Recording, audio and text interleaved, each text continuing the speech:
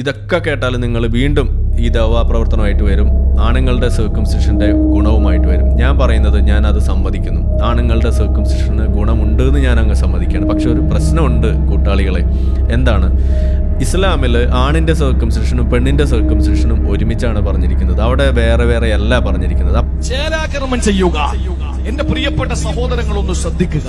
ഈ ചേലാകർമ്മം ചെയ്യുക എന്ന് പറഞ്ഞ സ്ഥാനത്ത് അൽ ഖിത്താനുൽ റിജാലി പുരുഷന്മാര് ചേലാകർമ്മം ചെയ്യണമെന്നല്ല പറഞ്ഞത്, പുരുഷന്മാരോട് ചേലാകർമ്മം ചെയ്യണമെന്നല്ല പറഞ്ഞത്. മറിച്ച് അൽ ഖിത്താനു ഈ പറഞ്ഞത് മുഴുവനും ആണിനും പെണ്ണിനും ബാധ്യത. അപ്പോൾ നിങ്ങൾ ആണിൻ്റെ സർക്കംസിഷൻ്റെ ഗുണം പറഞ്ഞ സ്ഥിതിക്ക് പെണ്ണിൻ്റെ സർക്കംസിഷൻ്റെ ഒരു 2 ഗുണവും പറഞ്ഞിട്ട് കല്യാണക്കുറിയും കാണിച്ചിട്ട് പോയാൽ മതി എന്നാണ് എനിക്ക് പറയാനുള്ളത്. അതല്ലാതെ നിങ്ങൾ ആണിൻ്റെ ഗുണം മാത്രമാണ് ഈ പറഞ്ഞുകൊണ്ട് നിൽക്കുന്നുണ്ടെങ്കിൽ വണ്ടി വിട്ടോ.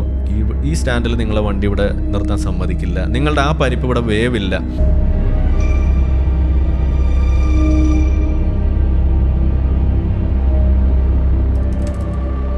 അതായത് പുരുഷൻ്റെ ചേലാകർമ്മം എന്ന് പറഞ്ഞു കഴിഞ്ഞാൽ അത് സ്ത്രീയുടേതിനെ വെച്ച് നോക്കുമ്പോൾ അതൊരു മെഡിക്കൽ പ്രൊസീജിയർ കൂടിയാണ്. അത് നമ്മൾ സമ്മതിക്കുന്നു. കാരണം എന്താണ്? ഈ പ്രപ്യൂസ് എന്ന് പറയുന്ന ആ പീനൈൽ ആ ഒരു എൻഡിലുള്ള ആ ഒരു ചെറിയ തൊലി ഭാഗം എന്ന് പറയുന്നത് അതൊരു സ്കിൻ എന്ന് നമ്മൾ വിളിക്കുമെങ്കിലും സ്കിൻ എന്ന് പറയുന്നത് ഒരു മുറിച്ച് കളയുന്ന, നഖം വെട്ടിക്കളയുന്ന പോലെയോ അതല്ലെങ്കിൽ നമ്മളുടെ തലമുടി വെട്ടിക്കളയുന്ന പോലെയോ വെട്ടിക്കളയാൻ പറ്റുന്ന ഒരു സാധനമല്ല. ദാറ്റ് ഈസ് ആൻ ഓർഗൻ തന്നെയാണത്. അത് സ്കിൻ എന്ന് പറയുന്നത് നമ്മുടെ ശരീരത്തിൽ ഏറ്റവും വലിയ ഓർഗൻ ഏത് എന്ന് ചോദിച്ചു കഴിഞ്ഞാൽ നിങ്ങൾ ഏതാണ് പറയുക? അത് സ്കിന്നാണ്. അപ്പോൾ ആ ഓർഗൻ്റെ ഭാഗമാണ്, അല്ലെങ്കിൽ അതൊരു ഓർഗൻ തന്നെയാണ് ഈ മുറിച്ച് കളയുന്നത്. അതിനൊരു ഫങ്ഷൻ ഉണ്ട്. ആ ഫങ്ഷൻ എന്ന് പറയുന്നത് പ്രധാനമായിട്ടും സെൻസിറ്റിവിറ്റി അവിടെ കൊണ്ടു നടക്കുന്നു. അതുപോലെ അവിടെ ഒരു ഗ്ലൈഡിങ് മോഷൻ ഉറപ്പാക്കുന്നു. ആ പീനൈൽ എൻഡിൻ്റെ അതിൻ്റെ സെൻസിറ്റിവിറ്റി അവിടെ കാത്തിൽ സംരക്ഷിക്കുന്നു.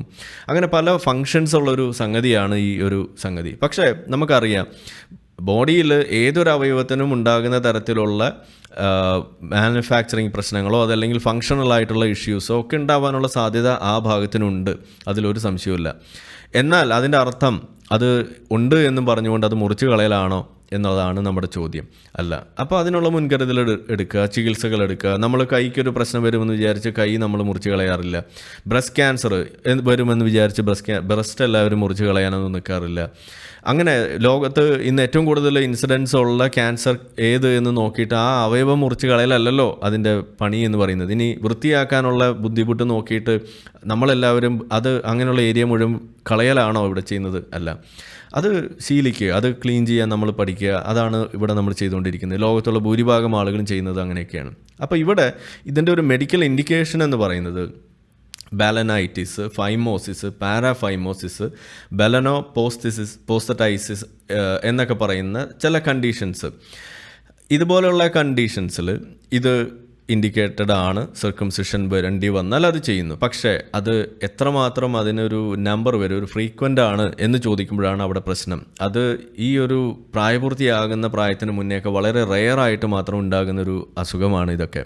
ഇവിടെ ഏറ്റവും കൂടുതൽ പറയുന്നത് മൂത്രനാളിയിലുള്ള ഇൻഫെക്ഷൻ കുറയ്ക്കും എന്ന് പറഞ്ഞിട്ടാണ് ഇത് ചെയ്യുന്നത്. എന്നാൽ നിങ്ങൾ മനസ്സിലാക്കേണ്ടത് ഈ യൂറിനറി ട്രാക്ട് ഇൻഫെക്ഷൻ അത് ഏറ്റവും കൂടുതൽ ഉണ്ടാകുന്നത് ലൈംഗിക ബന്ധത്തിലൊന്നും ഏർപ്പെട്ടിട്ട് ഇല്ല എങ്കിൽ പോലും ഏറ്റവും കൂടുതൽ അത് ഉണ്ടാകാനുള്ള സാധ്യത അത് സ്ത്രീകൾക്കാണ്. അപ്പം അങ്ങനെയാണെന്നുണ്ടെങ്കിൽ ഈ സ്ത്രീകൾ അല്ലേ ആദ്യം ഈ സാധനം ചെയ്തു വെക്കേണ്ടത്?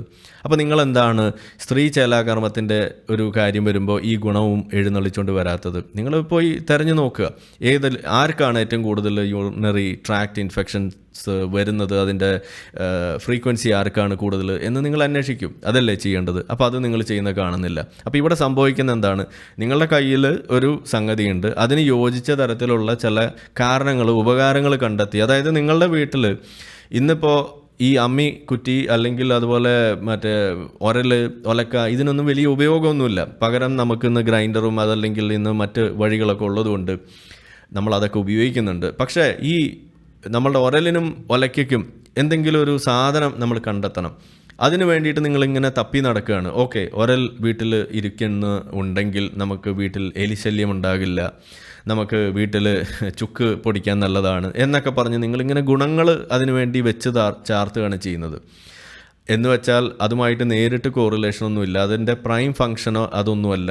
പക്ഷേ എന്തോ ഒരു കാലത്ത് അത് നിലനിന്നു. പക്ഷേ ഇന്ന് അതൊരു മെഡിക്കൽ ഒരു ആംഗിളിൽ നിന്ന് നോക്കുമ്പോൾ അവർക്കും ചില രീതിയിൽ അതിനൊരു ബെനിഫിറ്റ് ഉള്ള സംഗതി ആയതുകൊണ്ട് അതും പൊക്കി പിടിച്ചുകൊണ്ട് നടക്കുന്നു. ഇതാണ് ഇന്നിവിടെ കണ്ടുകൊണ്ടിരിക്കുന്നത്. അതല്ലാതെ മെഡിക്കൽ ബോഡീസ് ആരും തന്നെ ഇത് യൂണിവേഴ്സലി നല്ലതാണ് എന്ന് പറയുന്ന ഒരു വാചകം നിങ്ങൾക്ക് ഇന്ന് കാണാൻ കഴിയില്ല എന്നതാണ് നമുക്ക് പറയാൻ സാധിക്കുക.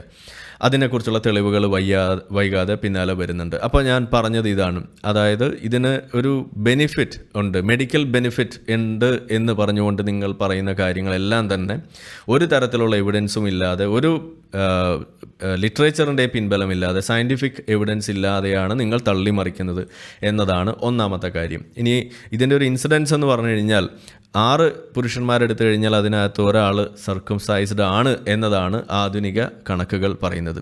ഇങ്ങനെയൊക്കെ ആണെങ്കിൽ പോലും നമ്മൾ നേരത്തെ കണ്ട ആ സ്ത്രീകളുടെ കാര്യം വന്നപ്പോൾ അത് violates bodily integrity and right to health എന്ന് പറഞ്ഞിട്ട് WHO-യും യുനെസ്കോയും ഒക്കെ നമ്മൾ കണ്ട കാര്യം, അത് ഈ മെയിൽ ജെനിറ്റൽ മ്യൂട്ടിലേഷൻ്റെ കാര്യം വരുമ്പോൾ ആരും അതിനെക്കുറിച്ച് പറയുന്നില്ല, മിണ്ടുന്നില്ല എന്നതാണ് നമ്മളുടെ നാട്ടിലെ ഒരു ദുരവസ്ഥ. ഇതാണ് നമ്മൾ ഇതിനെ ഫൈറ്റ് ചെയ്യാൻ വേണ്ടി ഇറങ്ങിത്തിരിക്കുമ്പോൾ നമ്മൾ ഏറ്റവും കൂടുതൽ നേരിടേണ്ടി വരുന്ന ഒരു ബുദ്ധിമുട്ട്, ഒരു പ്രശ്നം എന്ന് പറയുന്നതും ഇത് തന്നെയാണ്. അപ്പോൾ ഇവിടെ നമ്മൾ മുന്നിലുള്ള ലക്ഷ്യം എന്ന് പറഞ്ഞു കഴിഞ്ഞാൽ ഇതിനെ എല്ലാം അഡ്രസ്സ് ചെയ്തുകൊണ്ട് വേണം നമുക്കിതിനെതിരെ ഫൈറ്റ് ചെയ്യുക എന്നുള്ളത് തന്നെയാണ്. അപ്പോൾ അതിൻ്റെ ഏറ്റവും പ്രധാനപ്പെട്ട പ്രശ്നം ഇതിൻ്റെ റിലീജിയസ് ആസ്പെക്റ്റോ അതൊന്നുമല്ല ഇന്ന് പ്രശ്നം. കാരണം നമ്മൾ ഒന്ന് പറഞ്ഞ അടുത്തതിന് ഇവർ ആദ്യം പറഞ്ഞുകൊണ്ട് ഒരു മെഡിക്കൽ ബെനിഫിറ്റ് ഇത് ഭയങ്കര ഗുണമാണ് എന്ന് പറഞ്ഞിട്ടാണ് വരിക. അതിലേറ്റവും പ്രധാനമായിട്ട് പറയുന്നതാണ് HIV AIDS-ന് WHO ഇത് റെക്കമെൻഡ് ചെയ്യുന്നു എന്നാണ് ഇവർ എടുത്തു പറഞ്ഞുകൊണ്ടിരിക്കുന്നത്. അപ്പോൾ ഇതൊന്ന് നമ്മളിവിടെ ഒരു പോസ്റ്റ് ഇട്ടിരുന്നു ഉച്ചയ്ക്ക്, ഈ വാർത്ത സംബന്ധിച്ച് പോസ്റ്റ് ഇട്ടപ്പോൾ അതിനകത്ത് വന്ന കമൻറ്റ് നമുക്ക് അതിൽ നിന്ന് തന്നെ തുടങ്ങാം. നമ്മളിത് വിശ്വാസികൾ പറയുന്നു എന്ന് പറയുമ്പോൾ വിശ്വാസി ആര് എന്നൊക്കെ ഉള്ളൊരു ചോദ്യം, സംശയമൊക്കെ ആർക്കെങ്കിലും കാണുമല്ലോ. ഈ പ്രാകൃത ആചാരങ്ങൾ ഇന്നും പിന്തുടരുന്നവരെ പറഞ്ഞിട്ട് കാര്യമില്ല എന്നൊരു കമൻറ്റ് വന്നപ്പോൾ അതിൻ്റെ താഴെ വന്ന ആദ്യത്തെ കമൻറ്റ് ഇത് തന്നെയാണ്, ഇതിന് ഗുണങ്ങൾ എന്താണെന്ന് താങ്കൾക്ക് അറിയുമോ എന്ന് ഒരു മദ്രസ പൊട്ടൻ വന്ന് ചോദിക്കുകയാണ്. നമുക്ക് അവരെ അങ്ങനെ വിളിക്കാൻ കഴിയുള്ളൂ. നമ്മുടെ മുന്നിൽ കണ്ണിൽ കുത്തുന്ന തെളികളും വസ്തുതകൾ നോക്കേണ്ടതിൻ്റെ ഒരു രീതിയും അതെല്ലാം ഇവിടെ ഉണ്ടായിരിക്കും. അതിനെയൊക്കെ ഒന്നും ചിന്ത പോകാതെ ഈ ചെറിയ പിക്കിംഗ് നടത്തിക്കൊണ്ട് ഈ കൺഫർമേഷൻ ബയാസിലൂടെ കാര്യങ്ങൾ കണ്ടെത്തി അതിൻ്റെ പിന്നാലെ പോകുന്നൊരു പരിപാടി, ഇതാണ് ഇവിടെ നടന്നുകൊണ്ടിരിക്കുന്നത്. എങ്ങനെയാണ് ഇവിടെ ഈ കൺഫർമേഷൻ ബയാസ് പോകുന്നതെന്നുള്ളത് നമുക്കിവിടെ കാണാം. ഇവിടെ ഈ ഉവൈസ് എന്ന് പറയുന്ന ഈ മദ്രസ പൊട്ടൻ എന്താ പറഞ്ഞു വെക്കുന്നത്, പഠിപ്പിക്കുകയാണ് ഈ ആളുകളെ, പ്രബോധനം. അപ്പോൾ ആ ഒരു സംഗതി കൂടി നമുക്കിവിടെ പറയണം. അതായത് ഈ ഒന്ന് പറഞ്ഞ അടുത്തതിന് ദഅവ പ്രവർത്തനമായിട്ട് നടക്കുന്ന ഈ പോക്കിരിത്തരം കാണുന്നത് കൊണ്ട് തന്നെയാണ് നമ്മളെപ്പോലെയുള്ള ആളുകൾ നിരന്തരം ഈ റിവേഴ്സ് ദഅവ നടത്തേണ്ടി വരുന്നത്. ഈ ഒരു സംഗതി ഇവിടെ പറഞ്ഞില്ല എന്നുണ്ട് എങ്കിൽ, ഇങ്ങനെ ഒരു സംഭവം ഇവിടെ എഴുതിയിട്ടുണ്ടായിരുന്നില്ല എന്നുണ്ടെങ്കിൽ നമ്മൾ ഇന്ന് ഇങ്ങനെ ഇരുന്ന് ഇത് പറയേണ്ട ഒരു ആവശ്യം പോലുമില്ല. ഓക്കെ, ഇങ്ങനെ ഒരു കുട്ടി മരിച്ചു, അതിൻ്റെ ബാക്കി കാര്യങ്ങൾ അവിടെ നടക്കുന്നു എന്ന് നമ്മൾ കാണുന്നു. ഒരാളെങ്കിലും, ഒരു മുസ്ലിമായിട്ടുള്ള വ്യക്തി, വിശ്വാസിയായിട്ടുള്ള ഒരു വ്യക്തിയെങ്കിലും ഇതിൻ്റെ താഴെ വന്നു എന്നാൽ ഇത് കടുപ്പമായി പോയി, ഇത് അപലപിക്കേണ്ടതാണ് എന്ന് പറയുന്ന ഒരു കമൻറ്റ് കാണാൻ നമ്മളൊക്കെ കൊതിച്ചു പോവുകയാണ് സുഹൃത്തുക്കളെ. അവിടെയാണ് നിങ്ങൾ മറ്റു മതക്കാരെ കണ്ടുപഠിക്കണമെന്ന് നമ്മൾ പറയുന്നത്. ഹിന്ദു മതത്തെ ആയാലും ക്രിസ്ത്യാനിറ്റി ആയാലും കണ്ടുപഠിക്കണം എന്ന് പറയുന്നതാണ്. സ്വന്തം മതത്തിലെ പോക്കിരിത്തരങ്ങൾ കണ്ടാൽ അത് ഒരു പരിധിയിൽ കൂടുതലൊന്നും സപ്പോർട്ട് ചെയ്ത് നിൽക്കാൻ ആ മതത്തിൻ്റെ വിശ്വാസികൾ വരാറില്ല എന്നതൊരു വസ്തുത തന്നെയാണ്. പക്ഷേ ഇസ്ലാമിൻ്റെ കാര്യം അങ്ങനെയല്ല. നമ്മൾ ഒരു അത്യാവശ്യം ബോധമൊക്കെ ഉള്ളൊരു മനുഷ്യനാണ്, അവൻ അത്യാവശ്യം വിവരമുള്ളവനാണ് എന്നൊക്കെ വിചാരിക്കുന്ന ആളുകൾ, അവർ പോലും കടന്നു വന്ന് പറഞ്ഞു വെക്കുന്ന കാര്യങ്ങൾ കാണുമ്പോൾ വെറും ഒരു മദ്രസ പൊട്ടൻ്റെ ലെവലിലേക്ക് പോകുന്നു എന്ന് കാണുമ്പോൾ, ഇനി അതിൻ്റെ കുറച്ചുകൂടി കൂടിയ ഒരു വെറൈറ്റി എന്ന് പറഞ്ഞു കഴിഞ്ഞാൽ ഒരു ഇംഗ്ലീഷ് മീഡിയം മദ്രസ പൊട്ടൻ, അത്രയേ ഉള്ളൂ. അതിൻ്റെ അപ്പുറത്തേക്ക് ഒരു സാധനം ഇല്ല എന്നത് വരുമ്പോൾ എന്തൊരു ദുരന്തമാണ് ഈ സമൂഹം, ഈ ഇസ്ലാമിക സമൂഹം എന്നുള്ളത് നമ്മൾ ചോദിച്ചു പോവുകയാണ്. ഇതാണ് അവസ്ഥ. അപ്പോൾ ഞാൻ പറയുന്നത് നിങ്ങൾ എക്സ് മുസ്ലിം ആകണമെന്നൊന്നുമല്ല നമ്മൾ ഈ പറഞ്ഞു വെക്കുന്നത്, അങ്ങനെ മതം വിടണമെന്നും നമ്മൾ പറയുന്നൊന്നുമില്ല. പക്ഷേ ഈ മതത്തിനകത്തുള്ള പ്രശ്നങ്ങൾ കാണുമ്പോൾ, അത് ചൂണ്ടിക്കാണിക്കുമ്പോൾ അതിൽ ഈ കൺഫർമേഷൻ ബയാസും വെച്ച് നടക്കാതെ ഈ പറയുന്നതിൽ എന്തെങ്കിലും കാര്യമുണ്ടോ എന്ന് സ്വയം അന്വേഷിച്ച്, ഇനി അതിലെ വസ്തുതകൾ അറിയ പോകുന്നതൊക്കെ പോട്ടെ, ഏറ്റവും മിനിമം ഈ വിഷയത്തെങ്കിലും ഒന്ന് അപലപിക്കുന്ന രീതിയിലേക്കൊന്ന് മുന്നോട്ട് വന്ന് അതിൻ്റെ താഴെയെങ്കിലും ഇത് വന്ന് പഠിപ്പിക്കുന്ന ഈ പോക്കിരിത്തരം, ഈ ഒരു അശ്ലീലം ഒന്ന് നിർത്തണമെന്നാണ് ഇതുപോലുള്ള മദ്രസ പൊട്ടന്മാരോട് എനിക്ക് പറയാനുള്ളത്. ഇത് വളരെ അനൗചിത്യപരവും ഒരു തരത്തിലും എന്താ പറയുക, മരണ വീട്ടിൽ പോയിട്ട് നിങ്ങൾ സിനിമാറ്റിക് ഡാൻസ് കളിക്കുന്ന പരിപാടിയാണ് നിങ്ങളിവിടെ ചെയ്തുകൊണ്ടിരിക്കുന്നത്. ഇത്തരത്തിലുള്ള കെട്ടുകാഴ്ചകൾ നിങ്ങളുടെ ഭാഗത്തുനിന്ന് നിരന്തരം വരുന്നത് കൊണ്ടാണ് മുസ്ലിങ്ങളെക്കുറിച്ച് വളരെ മോശം ഒരു അഭിപ്രായം സമൂഹത്തിൽ ഉടലെടുക്കുന്നത്. ഒരു ഔചിത്യബോധവുമില്ല എന്ന് പറയുന്നത്, എവിടെയാണ്, തരം എന്താണ്, എങ്ങനെയാണ്, സമയമൊന്നും നോക്കാതെ കിട്ടുന്ന സ്ഥലത്തെല്ലാം മതപ്രബോധനം, ഇതാണ് ചെയ്തുകൊണ്ടിരിക്കുന്നത്. നിങ്ങൾ ഈ പണി നിർത്താത്ത കാലത്തോളം ഈ റിവേഴ്സ് ദാവ ഞാൻ ചെയ്തുകൊണ്ടിരിക്കും, എന്നെപ്പോലെയുള്ള ആളുകളും മറ്റുള്ളവരും ചെയ്തുകൊണ്ടിരിക്കും, ഒരു സംശയം വേണ്ട. ഈ റിവേഴ്സ് ദാവ സ്പെഷ്യലിസ്റ്റായിട്ട് ഞാൻ ഇവിടെ മാറുന്നതിൻ്റെ ഒരു കാരണം അത് തന്നെയാണ്. ഇന്ന് മറ്റൊരു വീഡിയോ കാണാനിടയായത് ഇന്തോനേഷ്യയിലാണെന്നാണ് മനസ്സിലാവുന്നത്. ഒരു പള്ളിയിൽ ഒരു നിസ്കാരം നടക്കുകയാണ്, ഇമാമ് നിന്ന് നിസ്കരിക്കുന്നു, പിന്നിൽ 100 ആളുകൾ നിന്ന് നിസ്കരിക്കുന്നു. ആ സമയത്ത് സുജൂദിലേക്ക് പോകുന്ന ഇമാമ് ആ സുജൂദിൽ കടന്ന് മൂപ്പര് അവിടെ ചത്തു വീഴുകയാണ്. അങ്ങനെ മരിച്ചിട്ട് അവിടെ കിടക്കുമ്പോൾ പിന്നിൽ കുമ്പിട്ട് കിടക്കുന്ന ഈ കൗമീങ്ങൾ, ഒരാൾ 2 ആൾ ഇങ്ങനെ തലപൊക്കി നോക്കുന്നത്, എന്തപ്പോൾ അത് പൊങ്ങാത്തതെന്ന് പറഞ്ഞിട്ട് തലപൊക്കി നോക്കിയപ്പോൾ കാണുന്നത് ഇമാം അവിടെ കമന്നടിച്ച് കിടക്കുന്നതാണ് കാണുന്നത്. പിന്നെ കാണുന്നത് എന്താണ്, നമ്മളെന്താ ധരിക്കുക, ഓക്കെ ചാടി എഴുന്നേറ്റ് അയാൾക്ക് വല്ല CPR ഒക്കെ കൊടുത്ത് അയാളെ റീസസിറ്റേറ്റ് ചെയ്ത് ജീവൻ തിരിച്ചു കൊണ്ടുവരുന്ന പരിപാടി. ഈ CPRൻ്റെ വാല്യൂ എത്രമാത്രം ഉണ്ടെന്ന് അറിയണമെന്നുണ്ടെങ്കിൽ ഒരു മിനിമം ഒരു തവണയെങ്കിലും ജീവിതത്തിൽ അത് ഒന്നുകിൽ ചെയ്തിട്ടുണ്ടാവണം, അതല്ലെങ്കിൽ അത് അനുഭവിച്ചിട്ടുണ്ടാവണം, അതല്ലെങ്കിൽ എവിടെയെങ്കിലും ചെയ്യുന്നത് കണ്ടിട്ടുണ്ടാവണം. അതിനെന്താ വേണ്ടത്, ഏതെങ്കിലും ഹോസ്പിറ്റലിലോ അല്ലെങ്കിൽ ഇതുപോലെയുള്ള വല്ല റെഡ് ക്രോസ് ആക്ടിവിറ്റിയിലോ അങ്ങനെയുള്ള ഏതെങ്കിലും രക്ഷാപ്രവർത്തനങ്ങൾ നടത്തുന്ന മേഖലയിൽ ഒരു ദിവസമെങ്കിലും ഒന്ന് പണിയെടുക്കുക, അവിടെ പോയിട്ട് ഒന്ന് കാണുക, എന്താണ് അതിൻ്റെ എഫക്റ്റീവ്നെസ് എന്ന് അറിയാൻ വേണ്ടിയിട്ട്. നമ്മൾ തീർത്തും ജീവൻ നഷ്ടപ്പെട്ടു എന്ന് വിചാരിച്ച് കിടക്കുന്ന ആളുകൾ അരമണിക്കൂറൊക്കെ CPR കൊടുത്തിട്ട് പോലും ആളുകൾ തിരിച്ചു കൊണ്ടുവരുന്നതിനെക്കുറിച്ചുള്ള കഥകൾ നിങ്ങൾ കേട്ടിട്ടുണ്ടാവും, നമ്മുടെയൊക്കെ അനുഭവത്തിൽ ഉണ്ടായിട്ടുള്ളതാണ്. അപ്പോൾ അത്രയ്ക്കും എഫക്റ്റീവായിട്ടുള്ളൊരു മാനുവറാണ് ഈ പറയുന്ന CPR എന്ന് പറയുന്നത്, കാർഡിയോ പൾമണറി റീസസിറ്റേഷൻ എന്ന് പറയുന്ന ഒരു മെക്കാനിസം, ആ ഒരു പ്രോസസ്സ്. അത് ചെയ്യാൻ പോലും ഒരാൾ പോലും മുന്നോട്ട് വരാതെ ആ ഇമാമിൻ്റെ പിന്നിൽ നിന്നിരുന്ന ആളുകൾ അയാൾ അപ്പുറത്തേക്ക് കയറി നിന്നിട്ട് അയാൾ നിസ്കരിക്കുകയാണ് ചെയ്യുന്നത്. അപ്പോൾ എന്താ അവിടെ കാണുന്നത്, നല്ല മനുഷ്യന്മാരെ കൊണ്ട് വളരെ മോശം പ്രവൃത്തി ചെയ്യിപ്പിക്കാനും മതങ്ങൾക്കാകും എന്നത് തന്നെയാണ് മതങ്ങൾ മുന്നോട്ട് വെക്കുന്ന ഏറ്റവും വലിയ അധാർമികത എന്ന് പറയുന്നത്. അവിടെ ആ ചത്തുകിടക്കുന്ന ഇമാമിൻ്റെ അടുത്ത് വന്നിട്ട് എന്താ അയാൾക്ക് പറ്റിയത്, ഒരു തുള്ളി വെള്ളം കൊടുക്കാനോ, ഒന്ന് മറിച്ചിട്ട് നോക്കാനോ, ശ്വാസം പോയോന്ന് നോക്കാനോ, ഒന്ന് പൾസ് നോക്കാനോ, CPR കൊടുക്കാനോ ഒന്നും തയ്യാറാകാതെ ഉടനെ നിസ്കാരം കംപ്ലീറ്റ് ചെയ്യുന്നതിനെ കുറിച്ചിട്ട് അവിടെ വ്യാകുലരാകുന്നതാണ് നമ്മൾ കാണുന്നത്. ഇതാണ് അവരവിടെ ചെയ്തു വെക്കുന്നത്. നിങ്ങൾക്ക് കാണാം ആ വീഡിയോക്ക് അടുത്ത ദിവസമൊക്കെ ഇനി കൂടുതൽ കറങ്ങി വരും. ഇത്രമാത്രം ദുഷിച്ച ചിന്താഗതി, അത് വെച്ച് പുലർത്തുന്ന മതം തലയ്ക്ക് പിടിച്ച ആളുകൾ, അത് ആര് ആണ് ഏറ്റവും കൂടുതൽ മതം തലയ്ക്ക് പിടിച്ചവരെന്ന് ചോദിക്കുമ്പോൾ അത് മുസ്ലിങ്ങൾ കഴിഞ്ഞിട്ടേ ബാക്കിയുള്ളവരെ പോലെ എണ്ണേണ്ടി വരൂ എന്ന് കാണിക്കാൻ, അത് വീണ്ടും വീണ്ടും പ്രൂവ് ചെയ്യുന്ന തരത്തിലേക്കാണ് ഇതുപോലെയുള്ള വാർത്തകളുടെ താഴെ പോലും വന്ന് ഇങ്ങനെ മതം പഠിപ്പിക്കാൻ വേണ്ടിയിട്ട് മെനക്കെടുന്ന മദ്രസ പൊട്ടന്മാർ നമുക്ക് വഴി വെച്ച് തരുന്നത് എന്ന് മനസ്സിലാക്കിയിട്ടെങ്കിലും ഈ യന്ത്രം നിങ്ങളൊന്ന് ഓഫാക്കി വെക്കണം എന്നാണ് എനിക്ക് പറയാനുള്ളത്. ഒരു മരിച്ച വീട്ടിലെങ്കിലും നിങ്ങൾ ആ ഒരു മര്യാദ കാണിക്കണം എന്നാണ് എനിക്ക് പറയാനുള്ളത്. അപ്പോൾ ഇവിടെ ഇനി പറഞ്ഞു, അപ്പോൾ പിന്നെ അതെന്താണെന്ന് നോക്കണമല്ലോ, അതാണല്ലോ നമ്മളുടെ പണി, റിവേഴ്സ് ദാവുക. അപ്പോൾ പുള്ളി പറഞ്ഞിരിക്കുന്ന കാര്യം, എളുപ്പമുള്ള ശുചിത്വം, പരിച്ഛേദന ലിംഗം കഴുകുന്നത് എളുപ്പമാക്കുന്നു എന്നാണ് ഒന്നാമത്തെ കാര്യം. മൂത്രനാളിയിലെ അണുബാധയ്ക്കുള്ള സാധ്യത കുറയ്ക്കുന്നു, ഇതാണ് രണ്ടാമത്തത്. ലൈംഗികമായി പകരുന്ന അണുബാധകളുടെ സാധ്യത കുറയ്ക്കുന്നു, ഇതാണ് മൂന്നാമത് പറയുന്നത്. പിന്നെ പീനൈൽ ക്യാൻസർ സാധ്യത കുറയുന്നു, ഇതാണ് നാലാമത് പറഞ്ഞു വെക്കുന്നത്. ഇനി ശുചിത്വത്തിൻ്റെ കാര്യം നമ്മളെടുക്കുക. ഇവർ ധരിച്ചു വച്ചിരിക്കുന്ന എന്താണ്, ഈ കുട്ടിക്കാലത്തുള്ള പീനിസും വലിയ പ്രായത്തിൽ അഡൾട്ട് ആകുമ്പോൾ ഉണ്ടാകുന്ന പീനിസും അത് ഒരേപോലെയാണെന്നുള്ളൊരു തെറ്റിദ്ധാരണയുടെ പുറത്താണ് ഈ ശുചിത്വം എന്ന് പറയുന്ന വാദം അവിടെ എഴുതി വെക്കുന്നത്. എന്താ കാര്യം, അതായത് ആ ഒരു കുട്ടിയായിരിക്കുന്ന സമയത്ത് ഈ പ്രപ്യൂസ് എന്ന് പറയുന്നത് അത് അവരുടെ ആ ഗ്ലാൻസ് പെനിസിൻ്റെ മുകളിൽ അത് അവിടെ ഒട്ടിപ്പിടിച്ചിരിക്കുന്ന ഒരു അവസ്ഥയിലാണ് ഉണ്ടാവുക. അപ്പോൾ ഇപ്പോൾ ഈ കുട്ടിക്ക് ഇതുപോലെ ഒരു രക്തസ്രാവമൊക്കെ അമിതമായിട്ട് ഉണ്ടാകാനുണ്ടായ ഒരു സാധ്യത പോലെ എന്തായിരിക്കും എന്ന് പറഞ്ഞു കഴിഞ്ഞാൽ, അതിനൊരു കാരണമാവാനുള്ളൊരു സാധ്യത എന്ന് പറയുന്നത് അത് ആ ഗ്ലാൻസിൻ്റെ മുകളിൽ നിന്ന് അത് വളരെ ബലം പ്രയോഗിച്ച് വേണം അത് അതിൽ നിന്ന് ഡിറ്റാച്ച് ചെയ്തിട്ട് എന്നിട്ട് വേണം അത് കട്ട് ചെയ്യാൻ.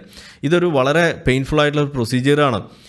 അതേസമയം ഒരു അഡൾട്ടായിട്ടുള്ള ഒരാളെ സംബന്ധിച്ചിടത്തോളം വളരെ ഈസി ആയിട്ട് അത് ആ ഗ്ലാൻസ് പെനിസിൻ്റെ ബാക്കോട്ട് ആ പ്രൊപ്യൂസ് നമുക്ക് തെന്നി നീക്കാൻ കഴിയും നോർമലായിട്ടുള്ള പീനിസ് ആണെന്നുണ്ടെങ്കിൽ. അബ്നോർമലായിട്ടുള്ള പീനിസ് എന്ന് പറയുന്നത് വളരെ റെയറായിട്ട് സംഭവിക്കുന്നതാണ്. ഈ വല്ല ഫൈമോസിസോ അല്ലെങ്കിൽ അങ്ങനെയുള്ള വല്ല ഇൻഫ്ലമേഷനൊക്കെ ഉണ്ടാകുന്ന സമയത്ത് മാത്രമാണ് അത് എന്തെങ്കിലും കുഴപ്പമാവുന്നുള്ളൂ.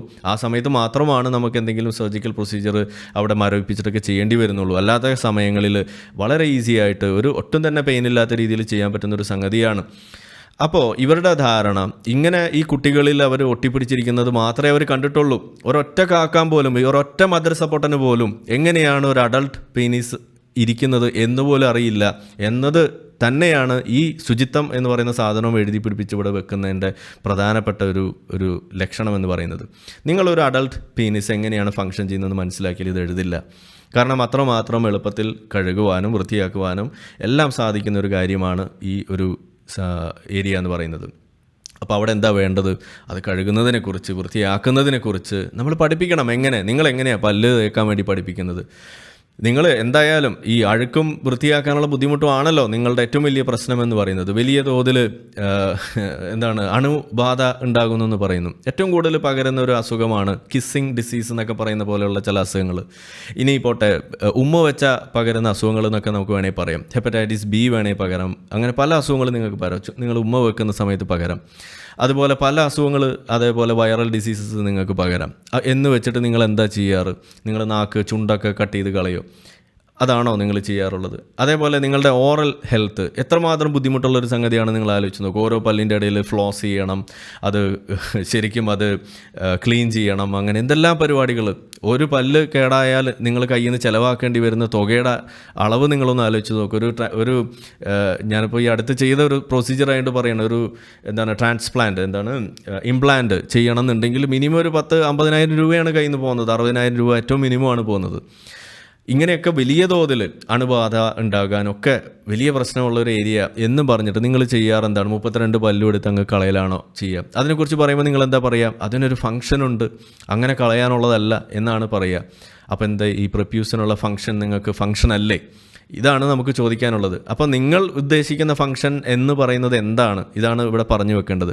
ഇനിയൊക്കെ പോട്ടെ, നിങ്ങൾ തന്നെ ഖുർആനിലൊക്കെ പറഞ്ഞു വെക്കുന്നത് എന്താണ്? അള്ളാഹു മനുഷ്യനെ ഏറ്റവും ഉത്തമമായ രീതിയിൽ സൃഷ്ടിച്ചു എന്ന് പറയുമ്പോൾ പിന്നെ എങ്ങനെയാണ് ഈ ഒരു തൊലി അധികം വരുന്നത്? ഇത് എന്തുകൊണ്ട് പടച്ചോനാന്ന് ചോദിക്കുന്നത് അവിടെയാണ്. പടച്ചോൻ ഇതാണോ, ഇങ്ങനെ ഒരു മര്യാദയ്ക്കൊരു സാധനം ഉണ്ടാക്കാൻ അറിയാത്ത ആളെയാണോ ഇതൊക്കെ ഉണ്ടാക്കാൻ ഏൽപ്പിക്കുന്നതെന്ന് നമ്മൾ ചോദിക്കുന്നതാണ്. അതോ ഇനി അവിടെ വന്നപ്പോൾ അധികം വന്ന കളിമണ്ണ് അവിടെ പിടിച്ച് തേച്ച് വെച്ചതാണോ? ഇതെന്ത് വാദമാണ് നിങ്ങൾ പറയുന്നത്? പോട്ടെ, ഇതുപോലെ കോഴിപ്പൂ പോലെ അപ്പുറത്ത് സ്ത്രീക്ക് ഉണ്ട്, അതും കട്ട് ചെയ്ത് കളയാൻ തന്നെയാണല്ലോ നമ്മൾ പറയുന്നത്. ഉസ്താദ് നമുക്ക് അവസാനം പറഞ്ഞുതരാം, അത് കേട്ടിട്ട് ചീരണിയും കഴിച്ചിട്ട് പോയാൽ മതി മദ്രസ പൊട്ടന്മാര്. ചേലാകർമ്മം ചെയ്യുക. എന്റെ പ്രിയപ്പെട്ട സഹോദരങ്ങളൊന്ന് ശ്രദ്ധിക്കുക. ഈ ചേലാകർമ്മം ചെയ്യുക എന്ന് പറഞ്ഞ സ്ഥാനത്ത് അൽ ഖിത്താനുൽ റിജാലി പുരുഷന്മാര് ചേലാകർമ്മം ചെയ്യണമെന്നല്ല പറഞ്ഞത്. പുരുഷന്മാരോട് ചേലാകർമ്മം ചെയ്യണമെന്നല്ല പറഞ്ഞത്. മറിച്ച് അൽ ഖിത്താനു ഈ പറഞ്ഞത് മുഴുവനും ആണിനും പെണ്ണിനും ബാധ്യത. അപ്പോൾ അവിടെയും എന്തിനാണ് പടച്ചോന് ഇങ്ങനെ എക്സ്ട്രാ കുറച്ച് സാധനങ്ങൾ വെച്ചിരിക്കുന്നത്? എന്ത് അടിസ്ഥാനത്തിലാണ് വെച്ചിരിക്കുന്നത്? അപ്പോൾ നിങ്ങൾ ഈ ചേലാകർമ്മത്തിൻ്റെ പേരും പറഞ്ഞുകൊണ്ട് ഇതുപോലുള്ള കാര്യങ്ങൾ പറയുമ്പോൾ അത് മുറിച്ച് കളയേണ്ട ഒരു സാധനമാണെന്ന് പറയുമ്പോൾ അത് നഖം പോലെയോ മുടി പോലെയോ ആണ് എന്നാണ് നിങ്ങൾ പറഞ്ഞു വെക്കാൻ ശ്രമിക്കുന്നതെന്നുണ്ടെങ്കിൽ തെറ്റി. മുടി പോലെയോ നഖം പോലെയോ അല്ല, അതൊരു ഓർഗനാണ്, അതൊരു ലിവിങ് സെല്ലാണ്. മുടി നഖം എന്ന് പറയുന്നത് ഡെഡ് സെൽസാണ്. അത് നമ്മളുടെ ആ ലിവിങ് സെൽസ് അവിടുന്ന് അതിൻ്റെ ആ ലൈഫ് കഴിയുമ്പോൾ പുറത്തേക്ക് പുറന്തള്ളുന്ന ഭാഗമാണ് അത് കാണുന്നത്. അതാണ് നമ്മൾ മുറിച്ച് കളഞ്ഞ് അതിനെ ഒതുക്കിക്കൊണ്ട് നടക്കുന്നത്. അതിനെയാണ് നമ്മൾ മുറിച്ച് കളയുന്നത്. പ്രൊപ്യൂസ് എന്ന് പറയുന്നത് ഡെഡ് സെല്ലല്ല, അത് ലിവിങ് സെല്ലാണ്. നെർവ് എൻഡിങ്സ് കണ്ടമാനമുള്ളൊരു സംഗതിയാണ്. അതിനൊരു ഫംഗ്ഷനുണ്ട്, സെക്ഷുവൽ ഫംഗ്ഷനുണ്ട്, ഫിസിയോളജിക്കൽ ഫംഗ്ഷനുണ്ട്, അങ്ങനെ പല പല ഫംഗ്ഷൻസ് ഉള്ള ഒരു ഓർഗനാണ്. എന്നിരിക്കെയാണ് മുടി പോലെയും നഖം പോലെയും മുറിച്ച് കളയുന്ന ഒരു സാധനമല്ലേ എന്നൊക്കെ നിങ്ങൾ പറഞ്ഞു വെക്കുക. നിങ്ങളുടെ മദ്രസ മണ്ടത്തരങ്ങൾ ഇനിയെങ്കിലും സമൂഹത്തിൽ വിളമ്പാതിരിക്കുക. പ്രത്യേകിച്ച് ഇതുപോലെ ഒരു മരണ വാർത്ത അതിൻ്റെ പേരിൽ നടന്ന് അത് പിഞ്ചുകുട്ടി മരിക്കുന്ന വാർത്തയുടെ അടിയിലെങ്കിലും വന്നിട്ട് വിളമ്പാതിരിക്കുക എന്നുള്ളത് ഒന്ന് പറഞ്ഞു വെക്കുകയാണ്. അപ്പോൾ നിങ്ങൾ ആദ്യം ചെയ്യേണ്ടത് ഒരു അഡൾട്ട് പീനിസ് എങ്ങനെയാണ് ഫംഗ്ഷൻ ചെയ്യുന്നത് എന്നുള്ളത് നിങ്ങൾ ആദ്യം ഒന്ന് പഠിക്കാൻ തയ്യാറാവുക. ഇതാണ് ആദ്യം ചെയ്യേണ്ടത്. എന്നിട്ട് മതി നിങ്ങളുടെ പരിപാടി. ഇനി നിങ്ങൾ പറയുന്നത് സെക്ഷൽ എബിലിറ്റി ഭയങ്കരമായിട്ട് കൂടുന്നതാണ് നിങ്ങൾ പറയുന്നത്. ഞാൻ ചോദിക്കുന്നത്, നിങ്ങൾ ഈ ബോധം വെക്കുന്നതിന് മുന്നേ ഇപ്പം നമ്മൾ നേരത്തെ കണക്ക് കണ്ടു, കൂടുതൽ ആളുകളും അവരുടെ ഒരു 10 വയസ്സ് 12 വയസ്സാകുന്നതിന് മുന്നേ 80% ആളുകൾ മുറിച്ച് കളഞ്ഞ സാധനം 12 വയസ്സിന് ശേഷം 18 വയസ്സിന് ശേഷം മാത്രം നിങ്ങൾ അറിയുന്ന ലൈംഗിക ആസ്വാദനം, അതിൽ നിങ്ങൾക്ക് ഒരു മാറ്റവുമില്ല എന്ന് പറയാൻ നിങ്ങൾക്ക് സാധിക്കുന്നത് എങ്ങനെയാണ്? എനിക്കത് എത്ര ആലോചിച്ചിട്ടും മനസ്സിലാവുന്നില്ല.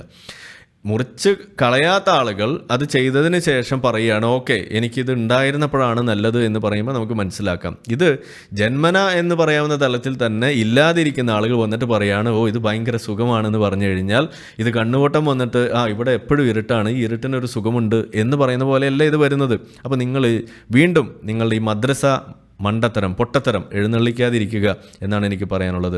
ഇതൊക്കെ സംബന്ധിച്ച് വളരെ ക്ലിയർ ആയിട്ടുള്ള സ്റ്റഡീസും അതിൻ്റെ എക്സ്പ്ലനേഷൻസും പുറത്ത് വന്നത് കിടപ്പുണ്ട്.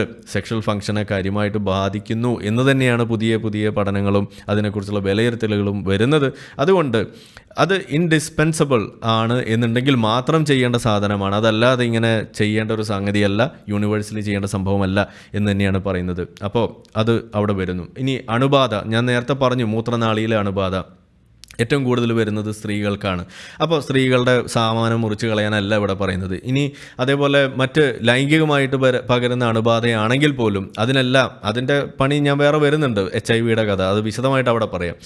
ക്യാൻസറിൻ്റെ കഥ, ഏറ്റവും കൂടുതൽ ക്യാൻസർ വരുന്നത് പീനൈൽ ക്യാൻസറൊന്നുമല്ല, അതൊക്കെ ആ ഒരു ഫസ്റ്റ് ടോപ്പ് 10 ടോപ്പ് 20 ഒക്കെ എടുത്തു കഴിഞ്ഞാൽ അതിൻ്റെ ഏറ്റവും താഴെ വരുന്ന സാധനമാണ് ഈ പീനൈൽ ക്യാൻസർ എന്നൊക്കെ പറയുന്നത്. അതിന് മുകളിൽ വരുന്നത് പാങ്ക്രിയാറ്റിക് ക്യാൻസർ, ഈസോഫാജിൽ ക്യാൻസർ, അതുപോലെ liver cancer, uterus, breast, prostate, ഇതൊക്കെയാണ് വരുന്നത്.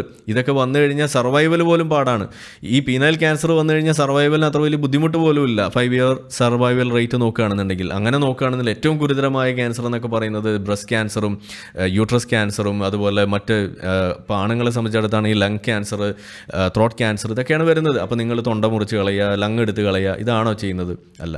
അപ്പോൾ നിങ്ങളുടെ ഈ തരത്തിലുള്ള ഒരു വാദവും ഇവിടെ വില പോകില്ല എന്നുള്ളത് ഒന്ന് മനസ്സിലാക്കിയേക്കുക. ഇനി നമുക്ക് HIV കാര്യം ഒന്ന് എടുത്ത് നോക്കാം. HIV ഇൻഫെക്ഷൻ കുറയ്ക്കുന്നു എന്ന് WHO പോലും പറഞ്ഞിട്ടുണ്ട് എന്നാണ് നമ്മളുടെ മദ്രസ പൊട്ടന്മാർ വീമ്പിളക്കിക്കൊണ്ട് നടക്കുന്നത്. അതിൽ ഇംഗ്ലീഷ് മീഡിയം മദ്രസ എന്നോ മലയാളം മീഡിയം മദ്രസ എന്നോ ഇൻ്റർനാഷണൽ മദ്രസ എന്നോ ഒരു വ്യത്യാസമില്ല. എല്ലാവരും ഒരേപോലെ പറഞ്ഞുകൊണ്ട് നടക്കുന്ന കാര്യമാണ്.